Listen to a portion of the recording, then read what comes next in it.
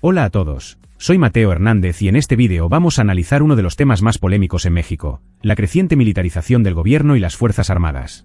Con la llegada de Claudia Sheinbaum a la presidencia, muchos se preguntan si seguirá el camino de su predecesor, Andrés Manuel López Obrador, en cuanto a la seguridad nacional. ¿Estamos viendo un México donde las Fuerzas Armadas cogobiernan con los civiles? ¿Sheinbaum profundizará esta tendencia o tomará medidas para revertirla?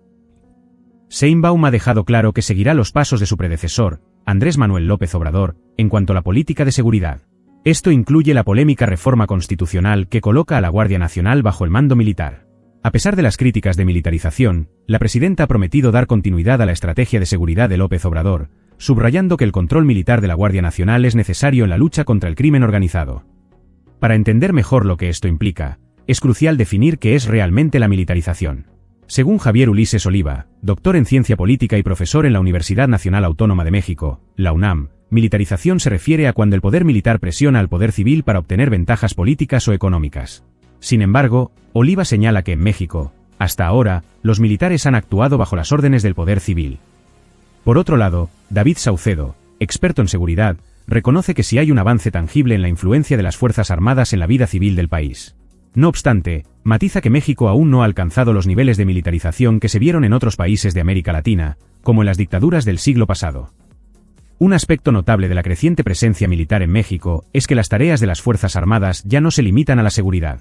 Los militares también están a cargo de importantes proyectos de infraestructura, como la construcción de aeropuertos y el Tren Maya, así como la custodia de puertos y aeropuertos, lo que evidencia su creciente protagonismo en la vida civil.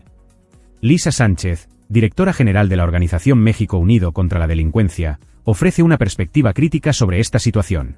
Ella asegura que bajo el mandato de López Obrador, las Fuerzas Armadas se han convertido en un pilar de su proyecto político, la Cuarta Transformación. En su opinión, la militarización del gobierno civil se ha vuelto evidente, ya que los militares no solo están involucrados en seguridad, sino también en áreas como el control migratorio, la educación e incluso la salud. El proyecto Inventario Nacional de lo Militarizado señala que, en la última década, se ha transferido a las Fuerzas Armadas un número creciente de funciones que originalmente pertenecían al gobierno civil. En al menos 293 ocasiones, los militares han asumido roles que normalmente serían gestionados por las autoridades civiles, lo que refuerza la idea de una militarización gradual.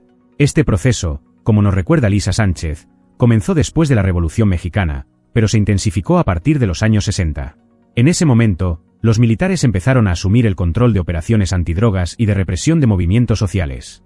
Desde entonces, su influencia en la política ha ido en aumento. Un momento clave en esta militarización fue la reforma de 1996, impulsada por el expresidente Ernesto Zedillo, que permitió a los secretarios de Defensa y Marina formar parte del Consejo que define la estrategia de seguridad pública en México. Esto fortaleció el papel de los militares en la toma de decisiones relacionadas con la seguridad del país.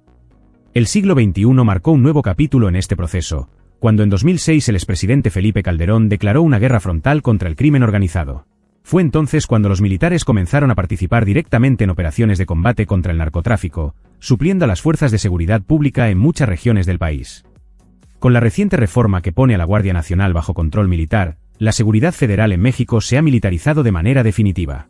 Para revertir este proceso, Claudia Sheinbaum tendría que desmantelar una serie de decretos presidenciales emitidos durante el gobierno de López Obrador y promover una reforma constitucional, algo que requeriría el apoyo de 2/3 partes del Congreso, una tarea monumental. A pesar de las preocupaciones de algunos expertos, que ven un futuro incierto para la democracia y los derechos humanos en México, otros analistas son más optimistas. David Saucedo, por ejemplo, cree que con Omar García Harfuch como secretario de Seguridad Pública, la presencia de los militares en tareas de seguridad podría reducirse. De hecho, Saucedo menciona que Sheinbaum ha mostrado intenciones de devolver a los civiles el control de la custodia de los puertos y aeropuertos, áreas que han estado bajo control militar en los últimos años. Además, se espera que el Centro Nacional de Inteligencia, que también ha sido gestionado por militares, vuelva a manos civiles. No obstante, es importante preguntarnos si estas promesas se cumplirán y si marcarán un verdadero cambio en la política de seguridad de México. Por lo menos, estas son las intenciones del Gabinete de Seguridad que ha tomado posesión junto con Sheinbaum. El panorama que tenemos ante nosotros es complejo y estará lleno de desafíos para la nueva presidenta.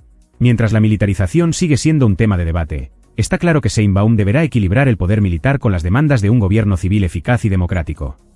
Con la llegada de una mujer a la presidencia, México entra en una nueva etapa política, y será fascinante ver cómo se desarrollan las dinámicas entre el poder civil y militar en los próximos años. La transición de mando no solo será un reto interno, sino que también tendrá repercusiones en la relación de México con otros países de América Latina y del mundo.